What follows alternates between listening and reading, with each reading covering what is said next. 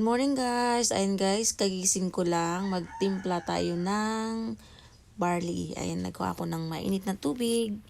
Kasi nga, kailangan nakaano siya. Try kong inumin guys. Second day ko na itong iniinom. Tapos may exercise konti. Ayan. Buksan natin at timplahin natin. Para lasahan natin kung anong lasa. Kasi may barley akong iniinom pero ibang brand. Ito, subukan ko to. Ayan. Ano lang siya. Timplahin lang natin. Tigyan ko ng mainit na konting tubig para matunaw siya. Pero maganda din malamig. Ayan. Tapos, balik muna natin yung heater para maayos.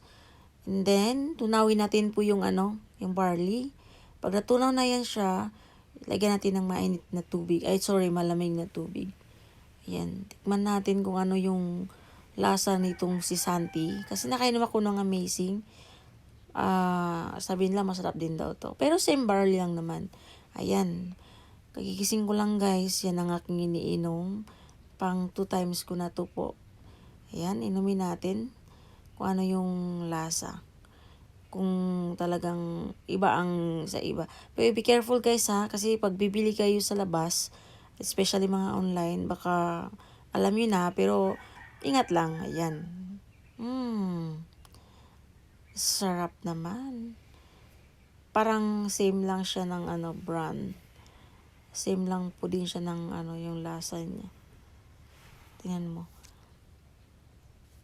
Ayun, masarap nga siya pero matamis. Matamis po ito. Ayan, matamis po siya kaya parang mas bet ko pa rin yung isa. Kasi parang matamis kunti ito. Ayan, ito yung miniinom nila dito sa bahay. Ayan. Ayan na guys. Kumusta kayo guys? Ayan, malapit ko nang maubos. Tapos mga ilang minutes, kakain ako ng breakfast. Yan lang, yun ang yung ko. Daily ko ngayon kasi nag-reduce ako ng weight. Ayan na, malapit ko nang matapos. Ayun. Ayan. Barley guys is very nice sa atin lahat. Lalo na sa katawan. Para sa akin na kasi magandang effect sa akin. Kaya subukan nyo din guys. Kahit anong brand, try nyo lang. Kung saan kayo, kung saan kayo mas prepared. Ayan. Balik ko na po. Linis-linis lang. Sensyahan nyo na ako guys. Kagigising ko lang talaga. Maaga pa kasi ngayon. Kaya, mamaya magbe-breakfast ako.